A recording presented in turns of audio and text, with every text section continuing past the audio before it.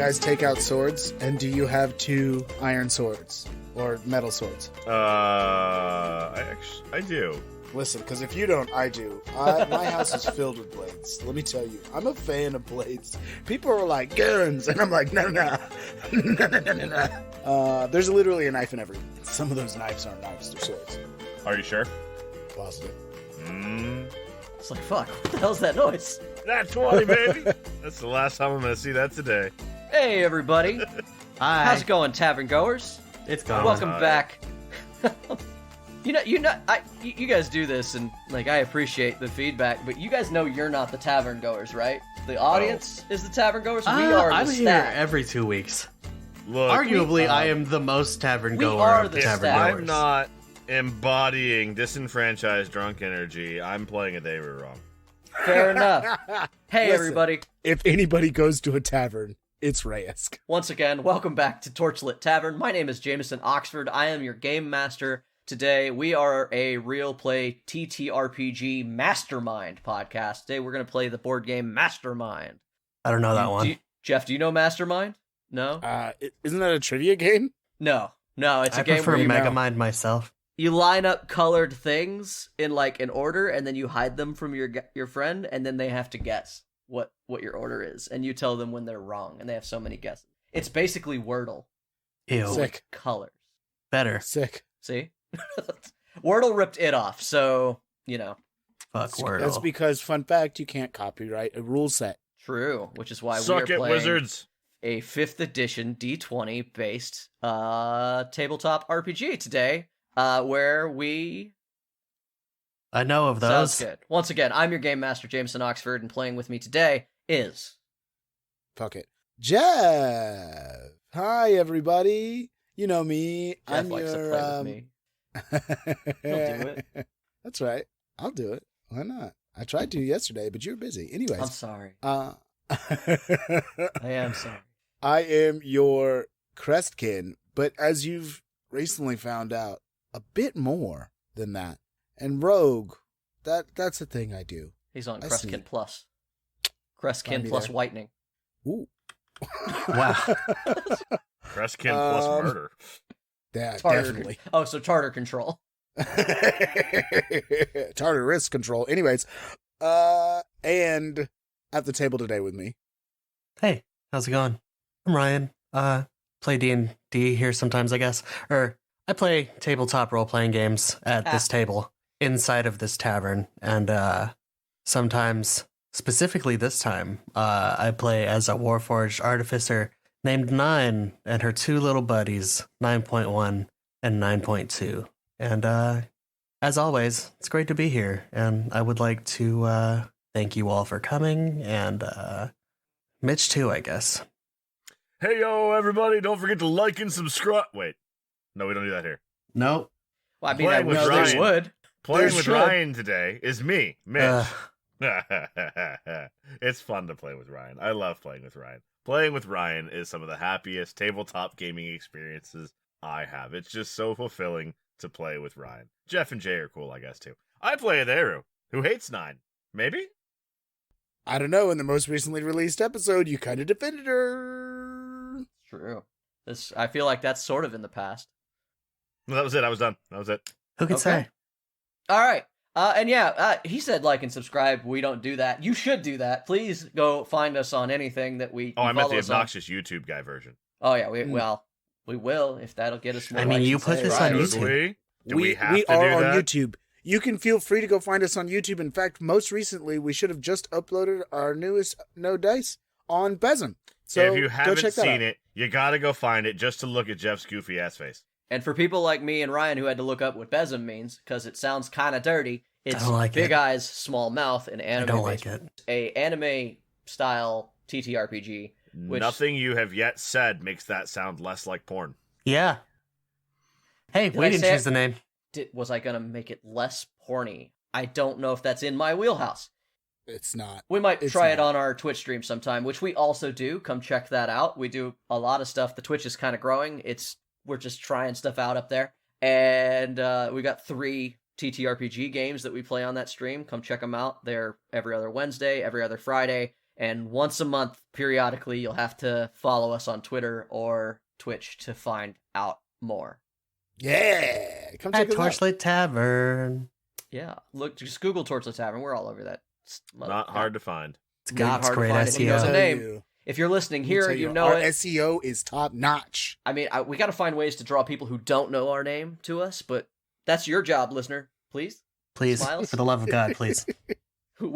You're part of the tavern now. Your job is promotion because You're we hired. are bad at it.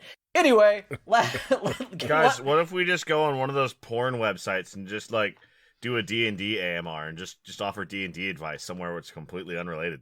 We're opening the OnlyFans. I no joke thought about getting us on like a streaming platform for porn and doing D&D and just not addressing anything or anyone who questions it. But that's very gimmicky and silly, and I don't know if it would pay off. It might. Oh God, but I love it though. People I would do have love post-nut clarity. I don't know if they'd give us money.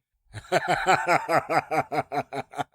Only on good net Yes. episodes. D&D on Chatterbait. Anyways, Yes. this is all going to cut anyway. I don't think it is. No one's Fire us off, Jeff. no one's baiting to that chat. Last time on There's always Torchlit someone. Tavern, Blackpowder. Blackpowder. Black powder. I need your help today. I know you're busy, but I've got another little cleanup from you and your friends that I don't feel confident handling alone. Oh, what can I do? We're gonna head on down to Penance Row. The churches over there need help with a black pudding. Huh? I'll explain it as we go. I canna say. Where else we be traveling to be looking for what be happen here? I think I be having found everything I be needing. So I'm thinking we be going southwest, looking for what you looking for with the blue folk, the blue star people, yes? Yes, that sounds like the best plan we have. Little one, is there anything we be needing to take for Nine from this thing? I know she be taking bits and pieces, but I don't know what bits and pieces we needing. Do we have a cart? Nay. Where is the cord? Right here. And I reach in and I rip it out. The moment you guys get like down the hill and just a little bit further, you see like a mile away, you can see a camp.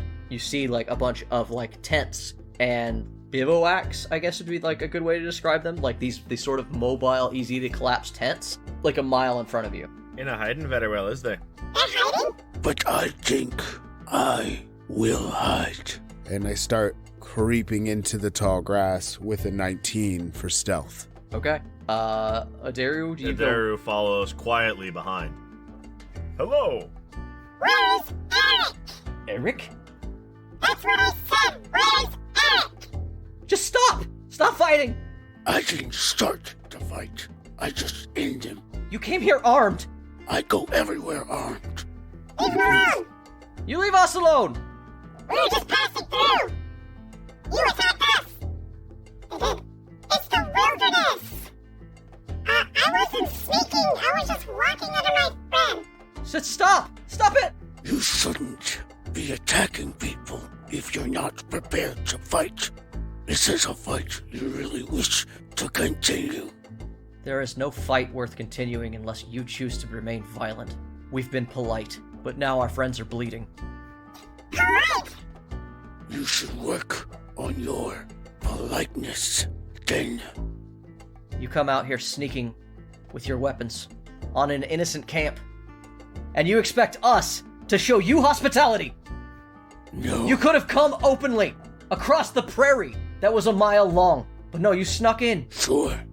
Go warn the others now. Don't move. Please tell them to stop. I don't want to shoot you. She doesn't respond to you. You just hear her start to pray. I didn't want to do this. What have you done?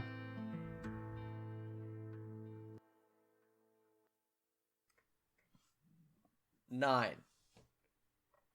We left off where we had rolled initiative, and I don't remember any of that shit. No. Nat 20. Sure. Right, Everybody got nat 20s. What are your decks? Oh, man. We all forgot, so we all got nat 20s. What's your deck +3. score?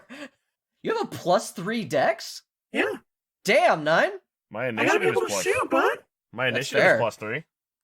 Oh, I should pull up the Is this encounter. dex or just That would initiative? be- You want an actual in roll?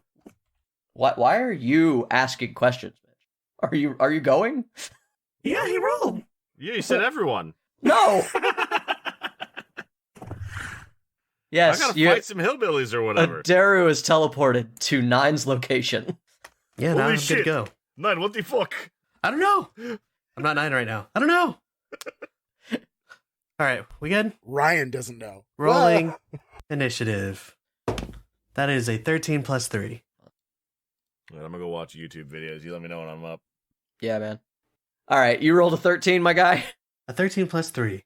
All right, so when last we left off, you were confused. They were like, hey, you need to fight this pudding in a church. It's the old Numenite church, and you and Finboggy have rolled up in there because he thinks that you're going to be able to help him because hitting this thing with anything physical is a bad idea. He also let you know to not hit it with electricity as a reminder to you, or slashing. He said, don't cut it, don't shoot it with electricity because he knows it's something you probably might be able to do. And then while you guys were chatting, you realized that it started climbing up the wall and was on the ceiling headed your way. You're in this like 100... it's a small church. You're in this like 80-foot by 80-foot pew-filled church room.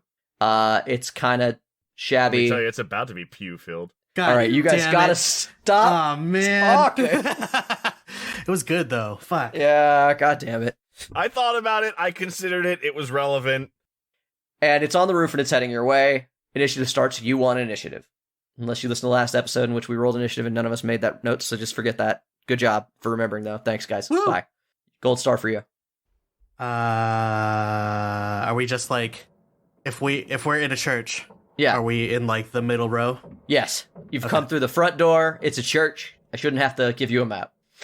It's not a particularly high vaulted church, like you would think of, like a big massive one. This is a small town, like built out of wood and timber. Are we talking pews or are we talking a lot of chairs? Pews? Fuck. Sorry. All good. We had I can't take it back now. We made the pew joke. Yeah, I know. Fuck. And pews aren't 1 to 5 pounds, so I can't catapult a pew at it like I wanted. There are items, but most of the things that you could pick up would be at the altar up front, so not where you're standing right now. Yeah. Let's see. What You do I could want? rip a sconce off a wall. Yeah, get creative, bro. Jay, do I have my new weapon? Yes. Wow. I think I'll use it. I'm going to use 9's gun lance for the first time ever. Let's go. So that is a 14 plus 3 to hit. Yeah, that hits. You watch as you fire at it, and it's a slow moving like pudding on the ceiling, and you watch that it just doesn't seem to have a very quick maneuverability. Yes, 9. I haven't mentioned it at all, but 9 carries the gun lance on her back. It does, so she unclips it from her back, unfolds the big fucking thing, and points it up right at the ceiling, and I'm gonna go ahead and shoot one off. That is... Oh no, you're gonna use that in here? That is 10 damage. Fuck! As the blast goes off as it hits the roof, and a big hole gets punched into this pudding. Yeah, that 10 damage is a good start. Should I not do that here? Finboggy has his hands like over his ears, and that like as the ringing sound just goes through this church. It's not quiet. Were we supposed to be? Well, I didn't think you were gonna bring explosives into the mix right off the bat. Well, you didn't say it was a stealth mission. I didn't think I needed to say stealth. I didn't. Oh, never mind. He's like, I'm heading over there. I'm gonna see if we can get it. I need something to hit it with. And he runs over to one of the curtains on the other side of the room. Do what you gotta do, but you're gonna have to do it fast now. Why? Cause you made a big loud explosion in a city on alert. Oh. Is it my turn again? No, it's Finboggy's, but he takes his whole turn to run across the room. Okay. The pudding, let's see how fast it moves. It's gonna go ahead and double move to close the remaining distance with you, and it is directly above you now. Alright, well, since I can't... Since it would be wrong for me to... Once again, he said you've already made a noise. Mhm. He would prefer you didn't, but if you do want to keep doing that, if you think you can do it quickly, that would be the thing. No, to do. 9 would immediately switch gears considering I was just scolded. I am going to mess with a little dial that I have on the side of the gun lance, and then I am going to cast Scorching Ray. All right. There's a 9 plus 7 to hit. Yeah, it hits. Normally it's, the DM thing to, like, not tell you the armor class, but what do you add? What? What do you add to an attack roll? For that one specifically was plus 7. Yeah, just let me know if you roll a 1, my guy. Okay. It's a pudding. And then since I'm using a spell, I get to use my arcane firearm with that. That's an extra 1d8. Okay. And that didn't really matter because it's just a 1. Oh. So that was 9 damage. What type was all that? That was Scorching Ray, bud. Okay. So it's Fire. Fire damage. Yeah, Fire. And a line of just fire comes out of the tip of the gun lance and scorches that, hopefully boiling that slimy, bubbly boy up there. It's Scorching Ray, right? The spell? You should read it real quick. Yeah, I believe what he's trying to tell you is that you get 3 rays. Honestly, I didn't realize I got 3 rays. That's pretty rad. Scorching Ray is fucked up. For each ray. Good God. Yeah, man. Roll 2 more times. Don't roll a 1. My bad. It's a bit That of one's a not miss, hitting. though. That's a 2. 2 plus It 7? hits. It Okay, hits. well, Its never AC mind is 7. that is 4. That's 11 damage. 16 plus 7 to hit. 8 damage. All right. Yeah, you. So, excuse You me, mess I it don't up. shoot off 1, I shoot off 3 fucking Yes. blasts of fire out of the gun lance straight at the bubbling boy above my ceiling. So On my fire hits up top on this like wooden building, and like there's little patches of scorched wood start to show through the pudding as more holes get punched through it. You watch as Finboggy is over to the side, and he's like hoisting something up with one of the pulley systems they have that run the curtains over by the pew. He's got a pew up by one by the pulley, and he's getting ready to like apparently swing it in your direction. And he holds the rest of his turn as the black pudding falls down on 9. 9, you didn't move. I did not. Okay. So you get covered in pudding. Normally, No. a fun thing that would happen on like Nickelodeon. Those were the days. Yeah, you're getting gacked, bro. You're getting Slime. slime. Thank you. Yes, this is gack. It makes fart noises when it hits you. Gross. All right, so it's gonna hit you with its pseudopods on the way down. 18 plus 5. It's going to do 5 bludgeoning damage plus 18 acid. Oh, okay. Do you have non-magical armor on? How much damage was that? You said 18 plus 5? Plus 5. Hot dog. You're not wearing any armor. I am wearing... Sorry, I had to fix my shit there. It's okay. Fucking equipment. There we go. I wear scale mail, apparently. All right. You have a -1 armor to your AC, or No. -1 to the AC bonus of your armor. If it reaches a 0, your armor is broken. That sucks. Yes. I don't like that. Yeah, it hits you 9, and you immediately feel the acid hit you, and like all your like pain sensors go off, and your shit goes. You're also touching it, so I'm gonna do you another 4 acid damage because it just dropped on you. Oh, ow. Does it burn? Yeah, I think it does. Yet move, fool. And as soon as it does that, that's the end of its round because it can't do much. It's very slow. Finboggy's turn? No, he held his round. Okay. He says, "Get out of the way."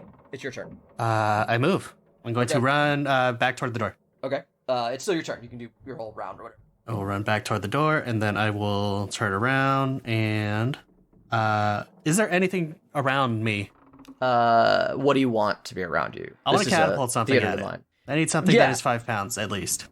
You can. There's a hammer. Or at most. It Excuse me. looks like some people were trying to keep this place fixed up. You find a little like tool belt with a hammer in it. All right, yeah, I'll take that. I grab that and this little hammer off the ground, and I will catapult it at the slime. I'm just throwing it. Oh, it's a dex. Oh, it's a dex Excuse save. me. Yep, dex save. Sorry, Oh, thought it was a roll. good choice. Because that's -3. Hell yeah. Yeah, you hit. You that's all. you watch as it like tries to pull in 2 directions at the same time, and then just gets yanked back together as the hammer just hits it right dead center. That is 10 damage. Okay. As you jump out of the way and you hit it with the hammer, you watch it kind of shiver and shake like a bowl of like Jello pudding. And then the chair, or the big like section of seating that he has strung up on a rope, he just like swings it at it and just crashes it fully into the black pudding, doing, let's call that just a big old chair. Let's go ahead and do 3d6. Sounds cool. I like that. Gonna do 11 damage to it. You see that it starts, as it sits there, you see it sizzling on the ground, like the wood underneath it is starting to like be eaten up, and it starts heading toward you again. It's rushing toward me, you said?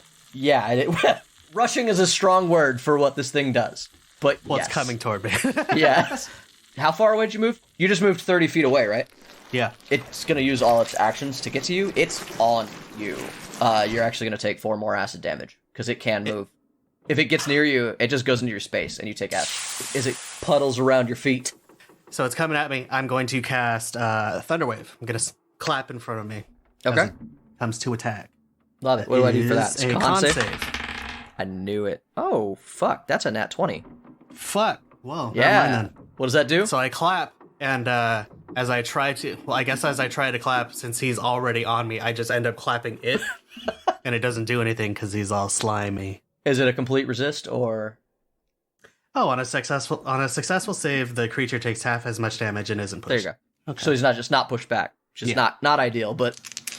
Yeah, that's not great, but it does take 3 damage. Okay.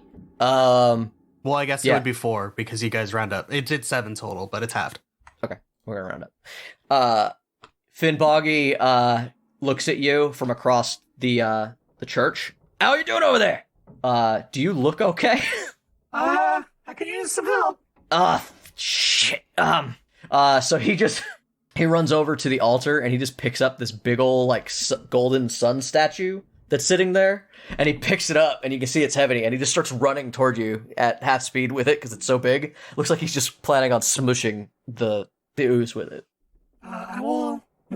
Yeah, he's right behind it at the end of his round, but he's done. I'm going to back up again and cast Thunderwave again, so I can try and push it toward him. Okay, you're right in the doorway at this point. Yeah. Go ahead and... Oh, Constantine. sorry. It is the Black Pudding's turn. Never mind. Yeah, so it's going to go ahead and swing at you with its pseudopod again. Bro. That's going to be another 22 I'm down. Acid damage of 18. Another 4 regular damage. So you go down? I'm down. Okay. Fuck! Shit! It tries to climb on top of you, and your armor also is going to take a -1 cumulative penalty. I hate that. And you see him, he just runs up behind you, and he hucks this fucking statue. It splatters on it, and you see that the pudding, as your lights kind of dim for a moment, you see the pudding get hit, and then you also hear one of the priests has run up behind you because you've run outside practically, and you hear them casting spells to try to maybe help, but you don't know what happens because everything goes dark for 9.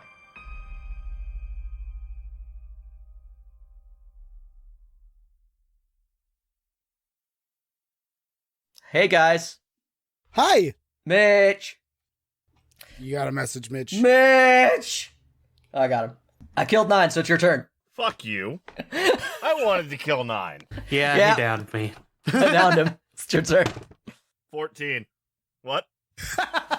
17 for initiative? Dara, you're not with 9. Well, then why'd you tag me in? You tagged me in! because you guys have your own problems. You guys are being escorted through the Blue Dawn camp. As you guys get closer, you realize that it looks like these people are generally on the move. As you can see that these tents that they live in are designed to be taken down and moved quickly. And it looks like you're kind of caught them in the middle of taking them down, but it looks like they had gotten comfortable here. There are like little yards set up that normally wouldn't be part of a constantly moving village. These people have been here for a while, and it seems like it's taken them a little bit more time to get going, but you catch them sort of in the middle of it. Some of the tents are starting to be like the last stages of being put away. Some of them looks like they're just getting started. Everyone is bustling around, and it seems like they've doubled their efforts ever since you guys showed up. Sarah is leading you all to what looks like a slightly larger tent in the center of town. Which one is Sarah? Sarah is the woman who came and broke up the fight. Okay. Not Mind Control Lady? No. Okay. Who's Mind Sarah- Control Lady? She's one of the ones who's escorting you. Okay. You're all kind of going single file through the area. You guys have some people on either side of you, so not single file. But Sarah sees you eyeing people up and planning your shit, and she just sort of goes, "Stop it. We're not trying to fight you anymore. I don't want any trouble." There just doesn't say anything. She like doesn't take her eyes off of Adaru. Good. We don't want any more trouble. You have a strange way of showing it. Carval will want to speak to you, and I don't know what we're gonna have to do with you. We're kind of hiding. I don't know if you've noticed. Yes. Well, it might be important for you to know you're hiding near the scene of a massacre. Once again, explain it to Carval. We're already leaving. Speaking of the death field, am I headed toward there now, or am I with them? Oh, point 2? That's point 2, yes. Yeah, you went the other direction with a crew. Yeah. Carval came into town, said that we needed to move. Maybe you are telling me what he wouldn't. But anyway, what brings members of the Primacy out here if they're not looking for us? Former members. Former? Yes. She just sort of... really be thinking I'm a Primacy gun. I have questions for sure. So she marches you over, and there's like a bunch of kids playing. She shoos them out of the way, like really quick. You see that this is a family sitting. This is not a military camp, is the other thing you notice immediately. That despite the fact that you guys got greeted with sort of soldier types outside, it very much looks like they were protecting these family units that live here. Carval's inside. I'm going to introduce you to him. The rest of these people will wait out here. If you start any trouble, well, we'll defend ourselves. I came here to get answers, not to kill people. If you wanted answers, you should have had better questions when you showed up. Yes, well, can't be certain of things until you see them. Yes, well, I suppose you're right. But let's go inside. We'll figure out what questions you need asked and which questions we'll ask you. I nod. You guys walk into this tent, this larger tent, and it's not decorated opulently. It looks like whoever lives here lives a fairly Spartan life. And you are greeted by a man who seems busying himself, kind of packing up. He is getting his things together, and he turns around, and it appears that Carval is a handsome half-elven man in his early 30s. He is broad-shouldered, he has dark brown hair, and he greets you guys with an easy smile. He seems slender of frame, but surprisingly tall, and he has forearms that poke from his frayed robe that seem steely and corded, like he's a guy who's used to doing work. Otherwise, he's dressed in common brown tunic, and he just sort of greets you all, and he greets Sarah with a smile, and so this is the first time I've done a new voice. Always gotta workshop a moment, because it's always weird when it try to record it. Well, howdy do. You're howdy do, neighbor! No. No? Sarah. Wrong vibe? Yeah, wrong vibe. Sarah, what's happening? Why aren't we? What was the ruckus outside? Or is everyone all right? Who are these? These gentlemen are the ruckus. They seem to have snuck up on John and the peacemakers, and things got out of hand quickly. Luckily, no one's dead. Some people got hurt pretty bad. They seem to be, according to this one, ex-primacy and a shifter. They also travel with a small version of an old primacy warfort. So, nothing quite adds up with this group. I see. Okay. Come in. Explain yourselves. Walk in. Greetings. Greetings. My name is Reyesk. I am formerly of the primacy, having recently been able to make it out from under their boot. Forgive me for asking, but how did you manage that? With the help of some counter-primacy agents I came across. What was the name? Can I be certain if I tell you, you won't do something untoward to them. I don't think any of us can be certain of anything in this day and age, but you aren't the first to be helped to find us, if that's what you mean. I was helped to find you by Eric. Oh. Before getting free. I see. He said you could help. He kind of looks across you guys at Sarah, and Sarah shrugs and, like, nods her head at him, like that's what they like, Eric has popped up already in the conversation. And he kind of looks at you guys and he smiles. Eric sent you. Okay, I see. I came here because Eric said that you could help, and though I didn't expect you to be able to help free me, as I am free now, it seemed reasonable to find you. I also have more questions. We could protect you from the primacy, had you made it to us. I don't know about freedom, at least maybe not the way everyone considers it. Anyway, I have all I need to travel freely now. We discussed this. You, Shifter, he says, Aye. like he kind of, like he's like looking at your facial features. Aye. Why do you travel with an ex-apotheosis We agent? are lovers. We thought it would be a beautiful place to connect our love and elope. My eyes widen as he says the word apotheosis, as it didn't And seem... Adaru gives him a squint. Not Adaru gives this new guy a fucking squint, because Adaru is pretty certain at this point that these people are involved with killing his homies, because he found their magic sticks. Yeah, he actually smirks a little bit at your joke, and he just maintains eye contact with you. Have we done something to offend you, particularly? Because I don't know if you noticed, we're a little iffy about people of your tribe here. Well, just a day past, I'd be finding this, and he throws the broken talisman on the floor. And then, when I say hi to your blokes there, they attack me. Yeah. And then your entourage here be saying these sticks be yours, and these sticks be using to cover up a massacre of me kin. So you tell me, problem or no? He speaks the truth. Alright, the whole thing starts to make, well, you two still don't make sense, but our situation. We, and he points to, like, everybody in the room, we do have a problem. I hope that I do not have a problem with you and yours any more than I already have had in the past. But Sarah told me Eric showed up, wounded, a few days ago. He said that something had happened, and that we need to move. I went and I looked at it myself. I found what he had spoken of. Eric is already gone. I think he knew that I would reprimand him. But yes, I am aware of the attack. I know that there are druids there. Druids of the Circle. There were. Yes, they're well, I left them, so did somebody Their come for them? bodies remain. Okay. I found it only a couple days ago, and we've been moving since.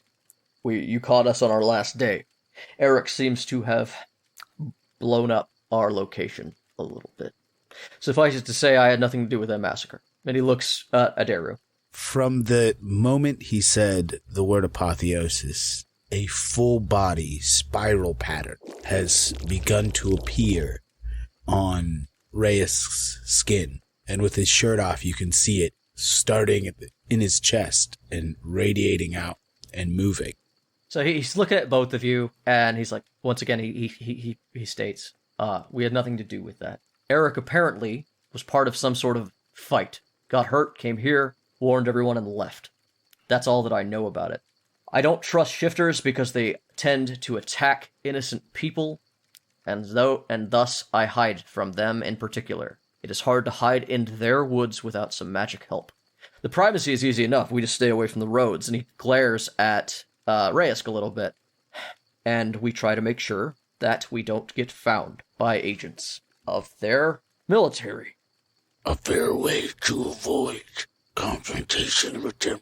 Yes, but Primacy does not look hard unless they know something's there to look at.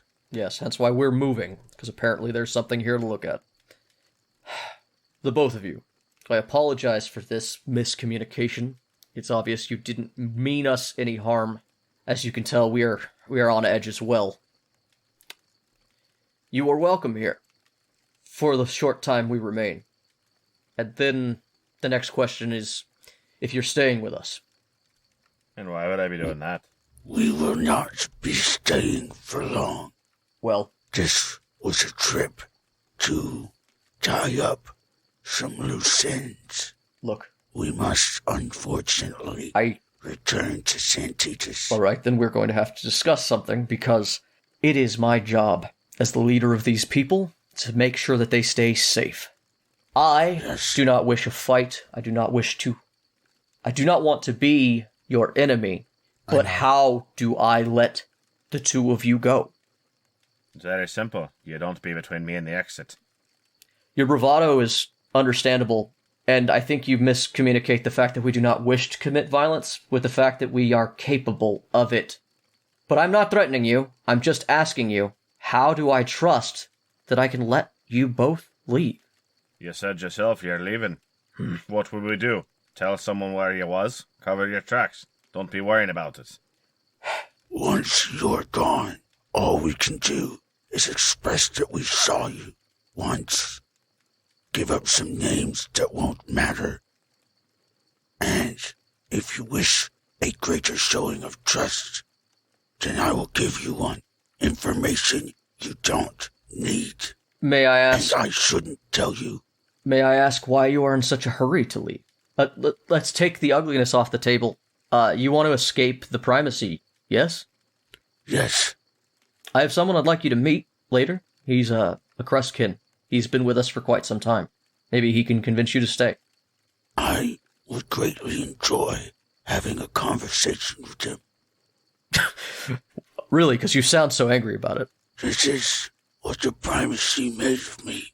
As I kind of just direct towards me, and again, without any shirt, you see the scars, and if they've seen other Crestkin, they know I don't look like a normal Crestkin.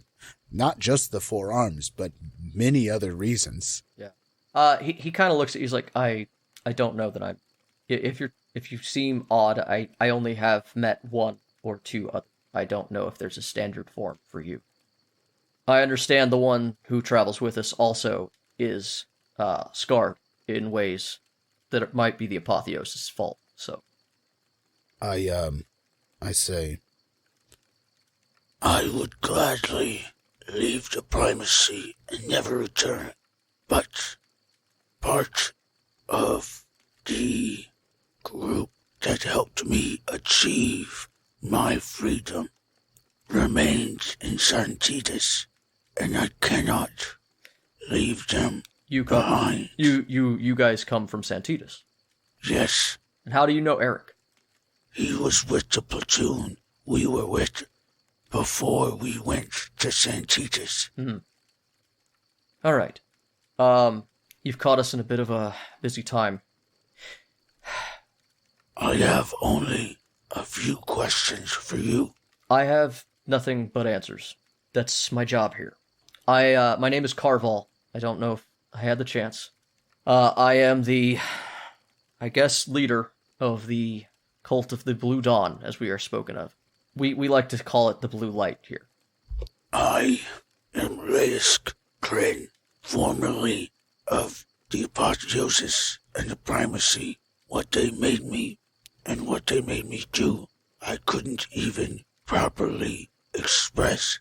But what I can express is that in my time out in the world, only a few things have shocked me, and one was an experience I had with one of your priests. One of our priests? The other was a fork in an outlet. Yes, in Port of Sinmar, I was sent on a mission. He holds up his hand. Sarah, could you go tell everyone that we're going to have guests for tonight? And Sarah nods and kind of glares at you two again and leaves the room. As soon as she's gone, he puts his hand back down. He says, "So you're the reason he didn't come back?" Yes, but normally I have no memory of these things. But during that mission, somehow I woke up. I became conscious of what was happening. Yes. He was quite capable at cleansing. He was a good priest, isn't a term I like to use around here, but we'll go with it. He was a good priest of our order. We worship the Maker, and he must have sensed that you are not in your right mind and tried to help you. How do you worship the Maker and not know what the little thing that travel with us is? What do you mean? The one we travel with is a Warforged model number 9. Ah, yes, the small one that Sarah mentioned. No, that is a part of the larger Warforged. Which also worships the Maker. She is after Marta, the Maker, as she calls her. This does not ring a bell. I know there's an artificer named Martha who's famous. That is the one, but to 9. I've never ascribed the name Maker to them. Understandable.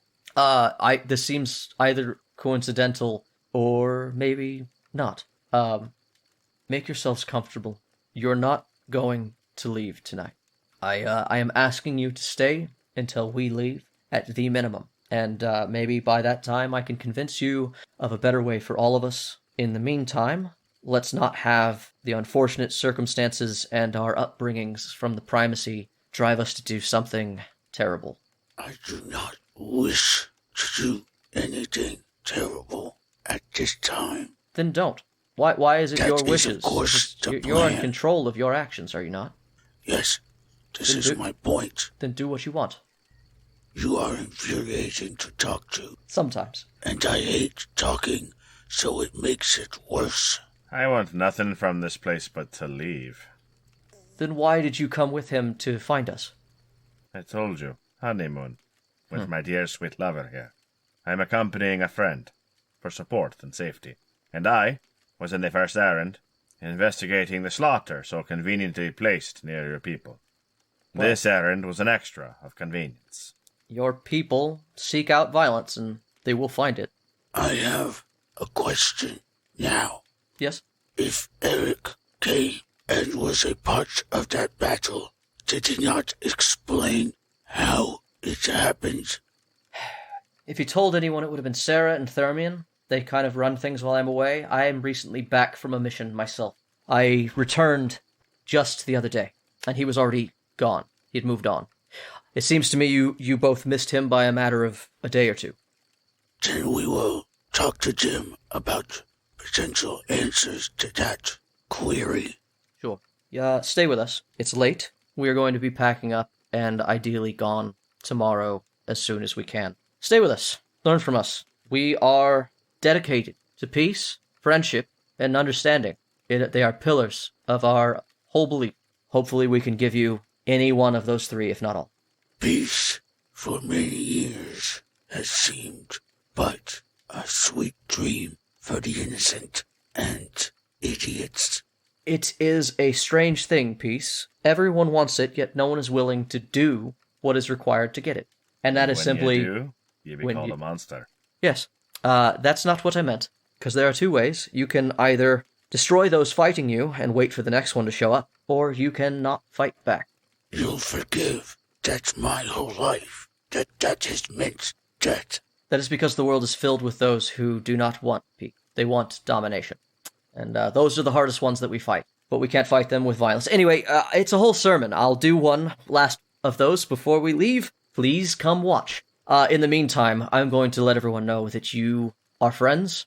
Yes? I nod, and while he's talking, I reach in and probably bump somebody next to me with one of my extra arms. I reach into one of my pouches, and Both arms go for the same pocket. right, exactly, and grab my flask and take a sip and take a big long chug of it. Yeah, at this point, it's noted that it's just you and Adaru in the room with him. He sent Sarah away, and the others waited outside. Okay, then I bump nobody, but anybody watching Knock some watches shit off both the table. arms try to go for the bucket. Bump Adaru because Adaru, he's looking at Adaru, waiting for him to say yes or no to being friends. I called it. I rolled 17 for initiative. I attacked Reyesk. God damn it. That's a 19. No. But yeah, I take out my flask and I take a drink, and I grit my teeth and shake my head at the extra arm because I'm still getting used to it and it's infuriating. And I put the flask back. All right. He looks at you. He makes a face when you drink.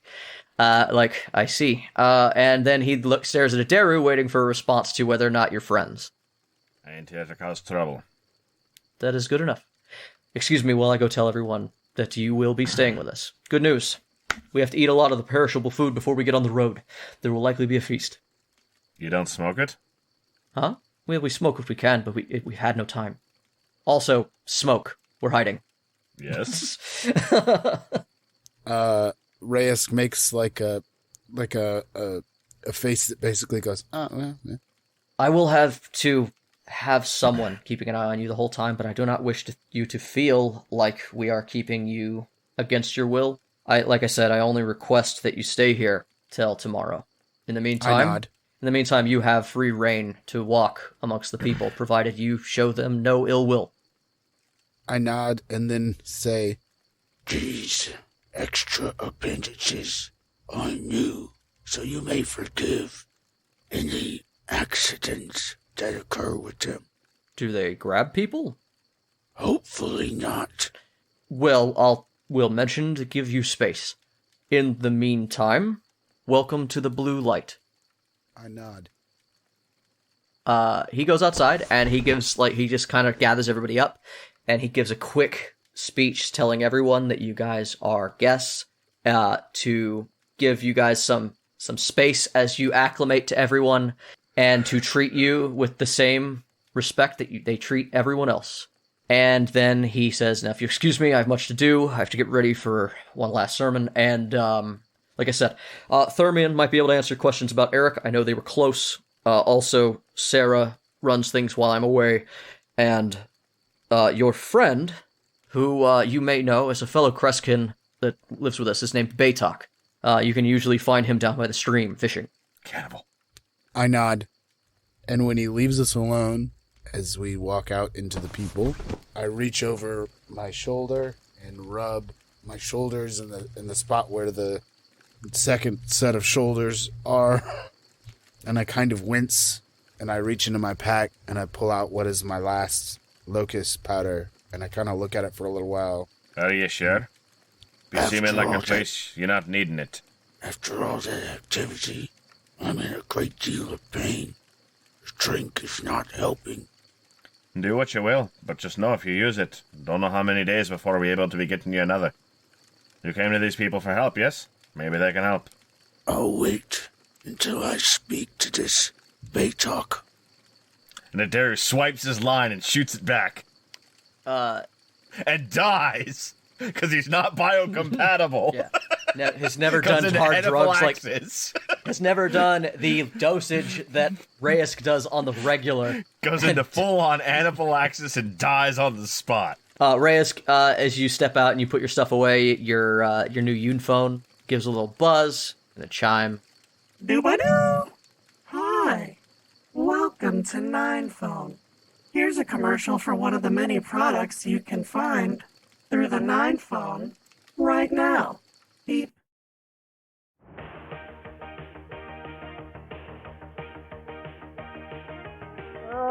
Hey there, Terminite. It's me. The Terminator, with one of our best requested messages that's been, requested. A lot of you have requested, damn it, Thurman, a tutorial on how to jailbreak your aftermarket Warforged units. The old models are often resold, but they still come back with the stock programming that was originally put there by the Santos Warforged factory. This means that they won't accept some orders, some commands that go against the Santos Code of Commands, or, in some cases, their morality codes. This can be highly dangerous, however, which is why I've waited so long to make this tutorial. I urge you to purchase my earlier books, as you will need to have a good understanding of your Warforged itself, as well as the coding necessary to avoid injury and or, in some cases, death that can come with unlocking an older unit. But if you want to take off those restraints to unlock the full utility and use of your machines, Please send 200 gold and 13 silver to P.O. Box 69420, Portus Sinmar.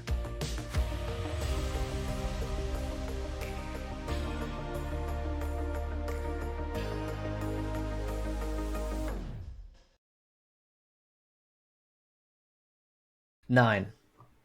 Usually, this isn't the first time that 9 has been shut off. This isn't the first time 9 has even taken enough damage to go down in their lifetime. But normally, if that should happen, there are people around, and 9's experience with it is a powering down and a powering back up.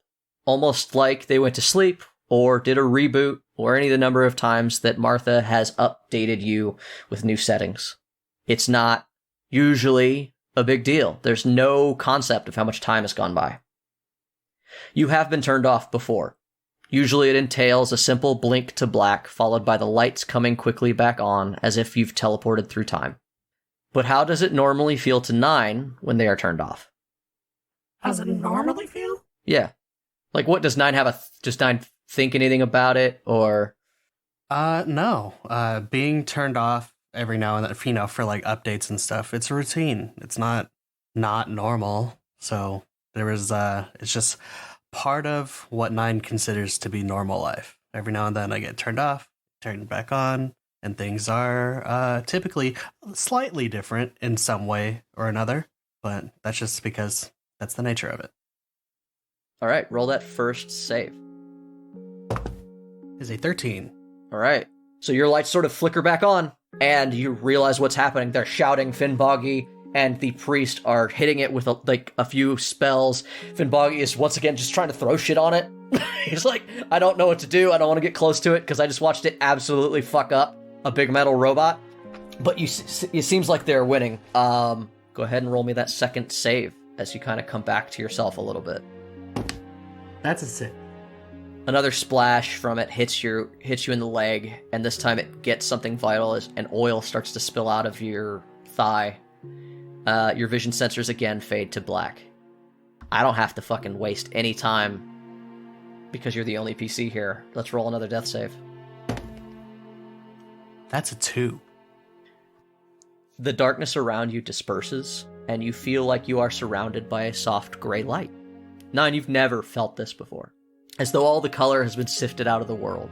An ethereal pall that seems to be so deep that the objects around you almost feel like they don't actually exist.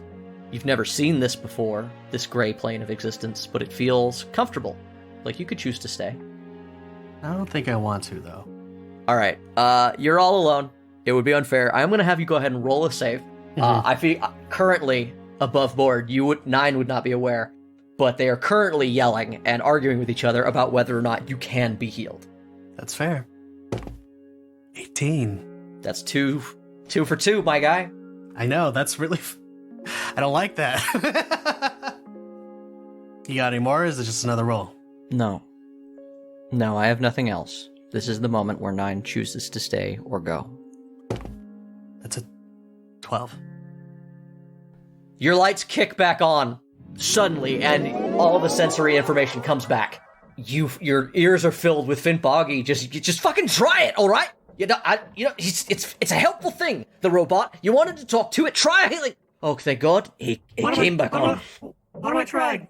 I was trying to see if the priest could heal a robot. Did they? We didn't get that far. Where's the monster? We beat it, gal. It's all right. Okay. Is everyone okay? Yeah, everyone's okay. Finnboggy goes, yeah, I'm all right. And then he tries to step forward, and the floor underneath him, as you kind of are getting yourself conscious, just cracks, and he collapses right through it from all the damage from the ooze. Boggy, you okay? Yeah, Finn, you okay? All right. Hey, there's some stuff down here. Good stuff? I don't know yet. I'm a little hurt. Hold on. You can't Don't move, we'll see if we can get you. I mean, somebody needs to get you, lass. Has anyone ever tried healing magic on you before? I don't know. I don't think so. No healing potion. How do you normally get repaired? I do that myself. I don't think you're going to be able to get up. And you look at, he kind of helps you lift your head up, and there's, a big chunk of your leg missing. Your armor is all fucked up. You look like You look messed up, boy. You look messed up, girl. Oh, wow. Yeah, no. This is pretty bad. Yeah. I haven't been banged up like this in a long time. Yeah. My arms work though, right? I don't. They're moving right now. Yeah, they're moving. It's not moving. Oh, well, never mind. You haven't. You didn't get a hit point back from your saves. You're just stable. Well, well. I would say, can you try and stand me up? But I don't think you can. All right. He claps his hands and he rubs them together. He's like, "Hey, I'm normally this isn't really my god's wheelhouse, death and all, but let's see if this works." Is there something I should do? Can I help in some way? Just let it in. Okay. So yeah, this grizzle-faced elder gentleman puts his hands on you and he casts Cure Wounds on 9. You feel your circuits mend. You feel the oil that is gushing out of your leg suddenly stop, and it just, you don't get any back. It doesn't like suck in or anything, but like you just feel the tubing or whatever that makes up your circuits and your plumbing mends a little bit. And you see his look on his face as he watches it happen of like utter astonishment. Well, it certainly did something. Yeah. Wow. Thank you. You're a construct, right? Yes. I didn't know I could be healed like that, though. You shouldn't be able to be. Wow. Okay. That's I'll have to. No, you wouldn't mind. Okay, we're coming. Relax. Can I get up? Yeah, you've been healed for a D8. Roll it. You're conscious again, like fully. 1. That you're up. Don't trip.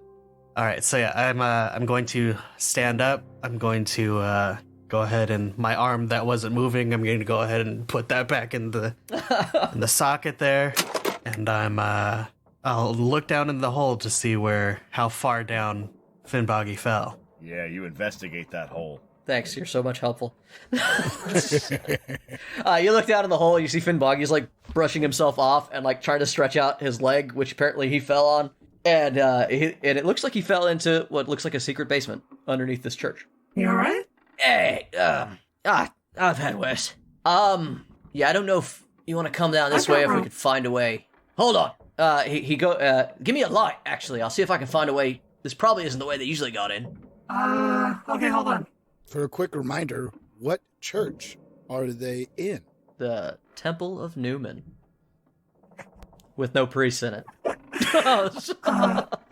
I dropped down. I dropped down the firebomb that Mitch gave me earlier. It's not lit, obviously. Light it, coward. It's just an oil flask, to be clear. Here, this gives off light. I just drop it down. He catches it and he realizes that it's got like a rag stuffed in it. He looks up at you. I don't think this is the kind of candle I was looking for. But he looks around. There's oil lamps. No, thank you. And you see him disappear. Okay. I've seen Adaru light that, so I figured it would be okay.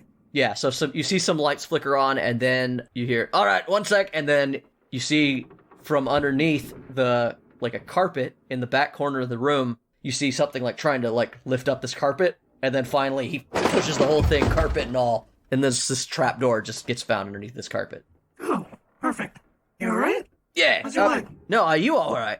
I'm managing. I can take care of this once we get back, but... Yeah, well... I mean, I'm moving.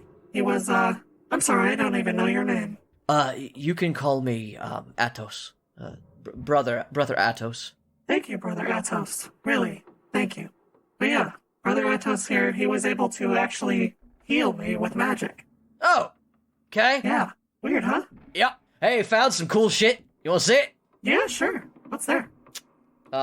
You go downstairs, and you are greeted with what appears to be an old, living quarters that somebody has obviously not been here in a long time. There's dust everywhere, things have gotten moldy, and they're starting to rot and fall away. But it looks like, judging by an armor rack and a weapon rack with a couple of things in it, that it was a soldier of some kind that stayed down here. Roll a religion check. Religion check is a 13 plus 4. This looks like you're familiar with the Fists of Newman. They're an order that no longer exists anywhere in the Primacy, but you have heard of them. And your guess would be a Fist of Newman stayed here. Interesting. I'm going to, I guess, look around for anything useful. You need me to roll? Investigation. Sweet. Chose the right one, bud. Oh my god, I don't even need it. Nat 20. Holy shit. What don't I find, Yeah, Jay? I mean, honestly, I might need a moment to just figure out what don't you find, because that's a good roll and I should reward it, and I might need a moment to think about how to do so properly. You find... Give me the loot. Give him the loot. You go through, and mainly whatever this person owned is sitting next to this very simple Spartan bed. The bedding has already rotted away. They were on a simple mattress of hay. Spartan sheets? Awesome. Yeah, sure. I don't know what that is. Sheets with Master Chief on them. Oh yeah, absolutely. You're nat 20. You find that he kept all of his stuff next to the bed. It's this old bed. It's moth-eaten. All the sheets on it have rotted away, and you find a solid gold statue of Newman. Whoa. And just looking at it, you know that this thing's worth 250 gold pieces, because I'm not fucking with Noted. with those sort of Yes, checks sir. in this game. We make gold easy. And you also find a book used as a bookmark. In that book is an elemental scroll a paladin scroll of elemental weapon. Oh, wow. Okay. Interesting. And a Qual's feather token. Jesus, those are fucking big time bookmarks. Yeah. You realize as Hold you on. find those things, and they're the only real things of note because of your investigation roll, but they're right there. But you do notice that it's the little things like that make you realize whoever stayed here was somebody. He seemed to have lived a Spartan life, Somebody. Mhm. but this person was not nobody. They had means. Was that a somebody I used to know reference? It's so very apt for Mitch though too. Wow, okay. The book, as you read the title, it just says The Journal of Mark of Cloverport. Okay. Is that supposed to mean anything to somebody? Because it doesn't Not mean shit to you! me. It won't mean I shit saw to somebody's you. eyes go up. It doesn't Okay, mean no. anything to any PC. It doesn't mean Okay. anything to a As a- character. yeah. It's As a player, it might ring some bells. Oh, Mitch is tell very you after familiar the show. with Mark of Cloverport. You guys do. Yeah. You guys are a cool Yeah. guy. Did a Loved lot of him. good for a lot of people. Reyesk, Daru, you're let out of his tent. He tells everyone in the town to kind of make you guys feel welcome. And other than the handful of people who you fought, you're immediately greeted by everyone in town. People who see you wave at you, they smile at you. Oh, I hate it. One of them runs up and throws a fucking necklace of flowers over a Daru. Evade. He's attempting to evade. That's He 9 for evades. Dex. You evade. Nine She for throws Dex. it. This little girl runs up, tries to cover you in it. They laughs, and then because you dodged, several children start making a game over trying to get a flower necklace around a Daru. Which is great because he's about a child's height. And He's average height. How dare you? He's a little tall for a child. but yes, as we walk out, Adair just sort of gives everyone the cold shoulder and follows Reyesk. Eventually, Adair would like to talk to the people about what they heard from the guy happened, but first priority is for Fishman to talk to Fishman, so we can have Fishman on Fishman action. Word gets round that Reyesk asked for space, and Adaru's consistent, juking of everything that comes his way. You guys do get kind of left alone after the initial, excitement over new people in the village. And you guys are as kind of left to your own people come up devices. as people come up and greet me, I nod and try and give some small version of wave. For those who are more astute, I show clear signs of sort of an awkward response as to not being used to receiving anywhere near a happy reception or welcoming. And it's weird how fast these people switch to warmth, but they do it very quickly and easily. As adults come up and greet me, I ask, I know where Baytok is. I ask which direction there's a creek. Yeah, there's a stream that they get their water from. I ask, Which direction is the stream? You just get pointed a little bit north. Like, oh yeah, you can't miss it. You just walk till you hit water. I nod. Oh, thank God, we're returning to my roots. I poison it. Fuck. Damn I'm it. just kidding. I do have the poison, but I'm not using Oh it. my God. I'm just kidding. I do could. have poison. I could, But I'm kidding. not. I won't. Just so we're clear, I'm choosing not to. You head north, and it doesn't take, like you said, it's not far. It's like just a few hundred yards, maybe. You come across this river, and you see this gangly figure. It's getting late. You see him by the moonlight. It looks like he's been fishing later than he probably should be. Because, like, you guys got here late in the evening, so it's getting dark now. It's getting very late. And the moon shines on the water, which bounces up to him, and this person is a Crestkin. You watch as he stands up to his full height with a spear, and he stands up to, like, the full 7-8 feet that you guys can stand up to when you're not kind of crouched or hunched, and he throws a spear into the water and tries to get a fish. Ding me. He managed to make one in. It's about spearfishing and how you can't do it without dipping the spear in the water. Mitch's random fact. Actually, it is about spearfishing, but not about that. What it's about is that a lot of spearfishing spears are actually specially designed to have a detachable head that has a string to it. So you can spear a fish and then reel it in like a fishing pole, kind of. He's doing that. That's what he's doing. He's reeling it back in as you walk up. So, you see this person, you recognize them as a Crestkin, but this person, you don't know the name Baytok. We talked about the fact that your names are sort of things that you use for people who speak language, right? You recognize this person. You didn't know them as Baytok, though. That is a name that you would have given the rest of the world. Right, as I would give Reyesk. You don't remember a lot of your youth, but you remember Squiggle Line Yellow Blue. He's your cousin. As I see him, I quickly flash just like 2-3 colors, very bright. Cousin?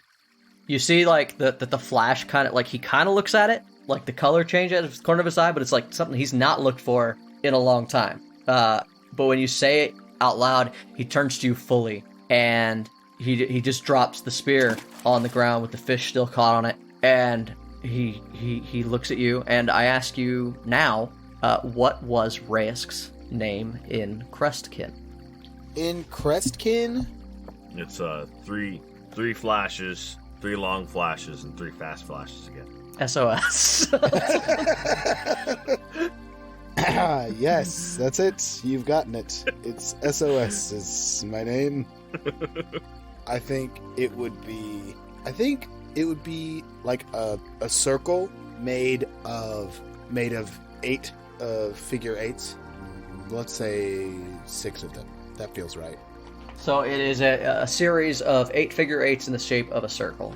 Sure, 8 of them. 8 of them. Is that what you yes, said? 8 8s in a circle. Okay. I said 6. But Oh, let's did go you? with 8. Okay, sorry. 8's all fine. Figure 8s in a circle. Figure 8s in a circle. Okay. You see that flash across his body. Like, he turns to you, and you just see it appear on his chest, and this look of, like, surprise on his face. And you see that he drops the spear, and he picks up a staff, and he starts to hobble his way toward you excitedly. I go to meet him. Kind of, you guys meet, and he just reaches out to hug you as you get closer. So this gray-skinned Creston hobbles over to you. He's all gangly limbs and damp skin. He wears a worn circular short-brimmed hat as well as simple cloth shorts and leans heavily on this staff as he comes up to you. His surprisingly sharp teeth are poking out from his lips, and he speaks. How did you get out? I found my way into the company of some resistance, and for the price of some work they needed done, they gave me this, And I point to my amulet. and a new identity. You see, he's just, like, flashing all these color symbols, like, all over his body, different locations. All this stuff is happening. Adario, you've never seen Reyesk do this much with their skin. Yeah.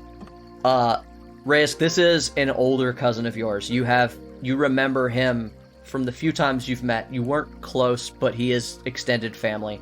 And you know that at some point he was taken a little bit earlier than you to apotheosis back in the day. Yeah. And he's looking at you, and he goes, Cousin, why are you speaking their language in front of a shifter? Hang on now. No, it's not one on my stealth check. Never mind. And you feel like his question is misspoke, because you realize that he's not comfortable speaking common, just like you aren't. As he says that, my skin starts to get covered in magenta dotted line, and then downward moving aqua diamonds, and then a orange zigzag, all in solid blocks moving from one to the other. He looks at you and he's like, You talk like a baby. And it's like all these other colors happen, and you know that he is amused and happy to see you. But he's going too fast for you. Like you're Right. he's talking at what would be a normal pace, right? Yeah. You can't keep up with him. You're used to looking at people's mouths when they talk for the last 10 years of your life, not their body. Right. And one thing you notice is that he's looking right at your heart while he speaks. Hey, who's your friend? This is a Jeru. I nod. I don't remember how to speak our language as fluently. You haven't had practice? I shake my head. He gets like you recognize it as something you haven't seen as he flashes a thing that you don't have here. I see. Okay. It's fucking laughter. Makes sense that Reyesk wouldn't have that. Yeah. No, yeah, I don't have laughter or happiness. Amusement? written. Yeah, Yes. that checks out. It's been nearly a decade since you've seen laughter from one of your people. And he reaches out and he hugs you again. And when he laughs, you also notice that from behind his body, a long tail is wagging. A long scaled tail that ends in wicked barbs and spikes. As it wags and draws attention to itself, you look at it, and he goes, Oh, a gift from Apotheosis. I see you have a similar thing. and he pats you on your back where the claws are. Yeah, I go for the hug, and obviously the one set of arms hugs, and then the other set also hugs. Just viciously Nice. eviscerate. I try not to crush him Yeah. or to squeeze too tightly with my new arms. They put us both through a lot. And you see that there's like wetness in his eyes as he pulls you in tight. More than anyone other than us could know. How'd you find us? A friend of yours, Eric, put me on your trail. I'm not friends with Eric. A friend of your organization. I do know Eric. He's a troublemaker. Agreed. Yes, What's your name, sir? Ajeru. I asked him. He swats you on the shoulder in a way that he did when you were younger. Adero. Nice to meet you. Of course. Come, help me. And he points to like this bucket of fish that he's got, and he starts limping back to where he dropped his spear. We have lots to catch up on. I nod and help. I nod and help. As you guys gather up his things, he looks at you, both of you, is like, So are you going to stay with us? Just through the evening. Why? I have friends I must return to. he just nods his head. More color, like it's of note. Even though he's using a handful of words while he speaks, there's so much more happening on his body that's like it gives whatever he's saying more nuance, but you're like barely grasping the edges of it. Like there's emotions tied to his words. Like he was much older when Apotheosis took him away. Well, I guess not much older, but a few years older than you. So he was like nearly a man when he left your village. He's a full Cruskin in a way that maybe Reyesk was cheated of, but Definitely. also I wanted to pitch this because I don't know if we spoke about it, but I was thinking about giving him like the big old like octopus sack coming out of the back of his head because he's older. Yeah, I mean, The I Rasta always... Kinda, yeah. Yes, it would look like a Rastabidi. I always imagined that regular Crestkin actually had more of an octagonal head shape in the first place. Like what Yeah, Raven made. right. Well, I like the idea of where when you're younger, it's like not a thing, but like as you get older, there's like this, it just sort of gets bigger and like hangs down, and Yeah, I mean, I like that. It's where he would keep his brain. His brain getting bigger? Yeah, it's dangerous. You and Baytalk start to catch up and head back toward the camp. And as it becomes like fully like middle of the night, it's getting later and later. It's been a long day. Point 2 has led the group of blue light peacekeepers to the spot in the woods that you guys were in earlier. And you guys get there, and the whole time they've... Yeah, and then we had to fight all these dog things, and then we found kids in the cave, and we saved them. Wow. And then, yeah, it was a lot. Wow, this is a lot. One of them, like, thumps the other guy and is like, you know, they were fighting our friends, like, a few hours ago. Yeah, but now we're not. Like, isn't the whole point forgiveness around here? And he's like, I forgive you. That's not the question, little one. You do you understand that you probably need forgiveness? I'm sorry. Well, that's a good start. I don't think you understand what you're sorry for, though. For exploding your friend's head. Oh, okay. I didn't want to do that. Then why did you? Because it looked like we were all, in danger. It's And I difficult. said, please stop, and then she did not, and I didn't know what else to do. It's difficult to judge how much danger one is in until it's too late. I can't blame primacy people for the way they've been raised. Anyway, how far is it? You guys are there. Not too much farther, it's just up over this hill right here. All right. You guys come across the first bodies, and they immediately sort of they put like their hands up. Everybody gets quiet, and they sort of spread out to kind of look around and figure out what happened here. God, I hope no one says hello. I'm sorry. Point. They all start looking around. They get the same like stuff that you guys did. They find what's left of the robot, and eventually they come across the bodies of the druids, and they just sort of take stock of everything while they're standing around. Point 2, give me a perception check. Okay. Jay, that's a 2. Eventually they all, like, they get their information, they come back to point 2, and they say, do you know what happened here? No, we got here and it was like this.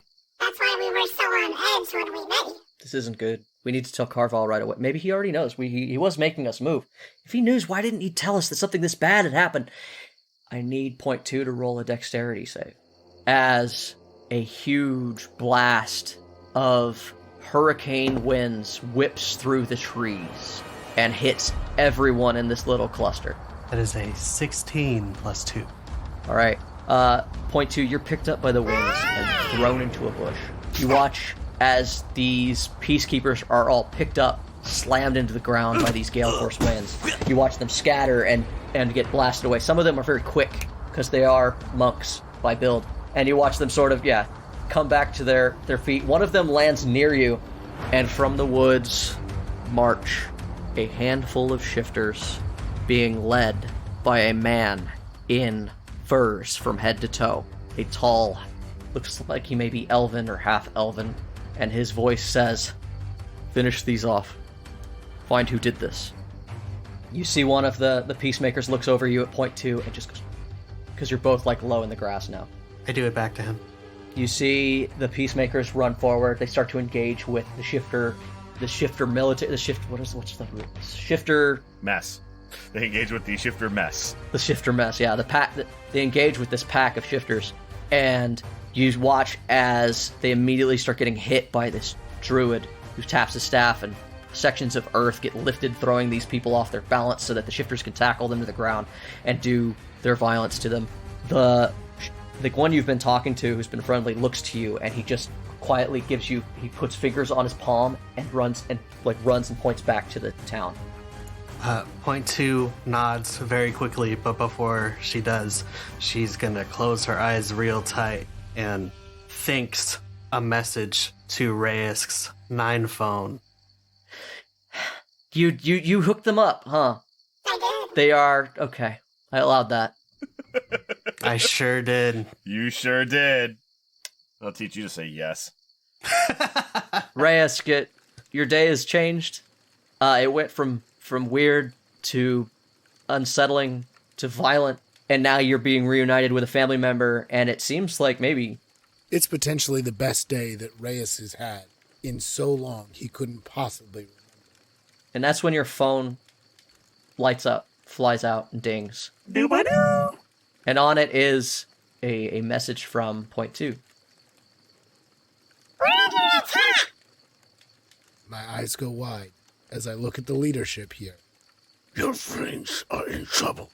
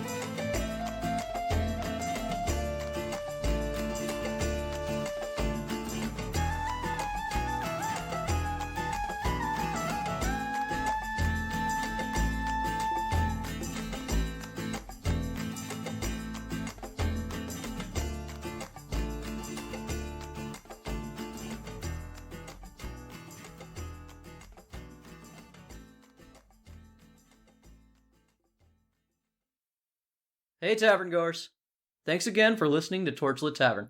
Today's tale featured Mitchell Travis as Atheru, Jeffrey Lisk as Reyesk, Ryan Santos as Number 9, and Jameson Oxford as the Dungeon Master. You can follow us and interact with us on Twitter at Torchlit Tavern, or email us with any of your most pressing questions at torchlittavern@gmail.com. You can also find our entertainers on the streets of twitch.tv/torchlittavern, yelling obscenities at passersby. If you enjoyed our tale, you can tip your storytellers as you leave the tavern, which you can do via patreon.com/torchlittavern. Every little bit helps, and those who tip well and often can find themselves privy to an extra story or two, jokes, or maybe even a bit of hidden lore. Our story continues to grow all the time, and though we have no designs on a vast empire, your help is always appreciated. Our theme music for this campaign was designed by the bard, Brett Eagleston. Get his music at bretteagleston.bandcamp.com or find links for all his projects by following Bread Eagles on Twitter. This episode was edited and produced by Jameson Oxford and Ryan Santos. Other music and sound effects are provided by Epidemic Sound with help from freesound.org. And if you should find yourself surrounded by eager ears and attentive listeners, remember to tell good stories.